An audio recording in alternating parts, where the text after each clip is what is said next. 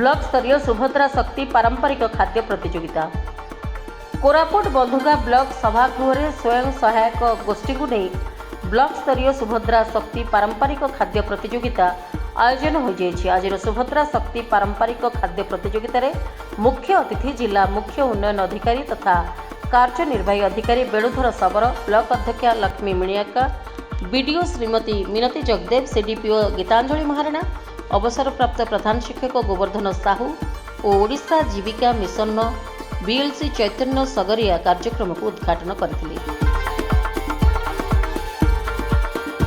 Block 13टी panchayat 32टी SSG 96 जन माँ पारंपरिक खाद्य प्रतियोगिता रे भाग नहीं। प्रतियोगिता रे 32 एसएसजी भाग नहीं पारंपरिक खाद्य मांडिया रे प्रस्तुत चकुली पिठा, पकुड़ी, इडली, लडू, दहीबरा, बरा प्रस्तुत करने सह किछि एसएसजी अन्य सामग्री रे प्रस्तुत काकरा पिठा, दोसा, पूरी, आलुदम, एंडुरी पिठा, आरिसा पिठा, पकुड़ी सह अनेक स्वादिष्ट व्यंजन प्रस्तुत करथिले।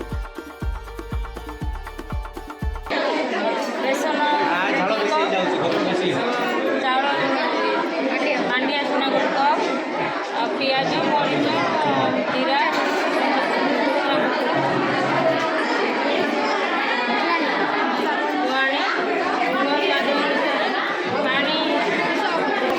अच्छा अच्छा अच्छा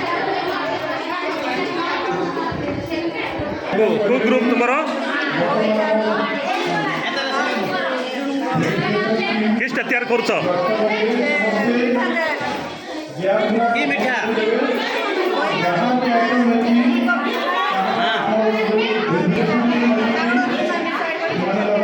तुम्हारा ग्रुप मोर सखी आउे कले गारी बरा गारी बिरी बरा गारी कले चंद्रकांत पिठा आउ जने कले सुजी लड्डू ताजा कले आउ जने पूरी तरकारी बने आउ चंद्रकांत पिठा बने।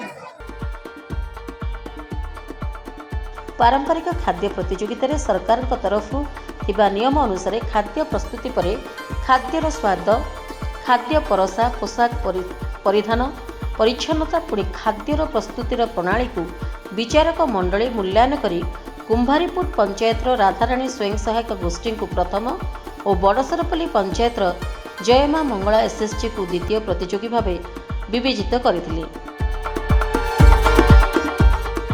प्रतियोगिता रे प्रथम एसएसजी को 5000 और द्वितीय दल को 4000 टंका पुरस्कार राशि जिला स्तर में प्रदान करा जिवो। एहा सह पारंपरिक खाद्य प्रतियोगिता रे भाग नहीं समस्त प्रतियोगी को मानपत्र प्रदान दे सम्मानित करा जायथिला। कार्यक्रम को मिशन शक्तिर बीपीसी बीके प्रदीप कुमार परिचालना करथिले।